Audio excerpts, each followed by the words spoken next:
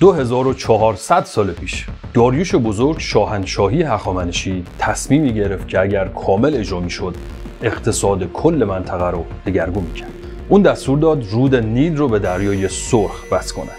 یعنی کشتی ها دیگه مجبور نبودن دور آفریقا رو دور بزنن. این کانال قرار بود مسیر تجارت بین مدیترانه و اقیانوس هند رو کوتاه کنه و کنترل مبادلات جهانی رو به دست ایران بسپاره. داریوش این پروژه رو جدی گرفت و روی سنگ‌نوشته های چند زبانه در وادی تومیلات مصر یادگار گذاشت تا همه بدونن که این کار به فرمان اون بوده. شاید این آبراه در همون دوره به طور کامل تکمیل نشده باشه، اما شواهد روشن. این پروژه وجود داشته و بعدها الهام بخش کانال سوئز امروزی شد. این اقدام فقط یک کار مهندسی ساده نبود. پشتش یک سیاست هوشمندانه اقتصادی بود. داریوش فهمیده بود قدرت واقعی امپراتوری فقط به ارتش نیست، به کنترل مسیرهای تجاری، همون چیزی که امروز هم هر کشوری براش می‌جنگه.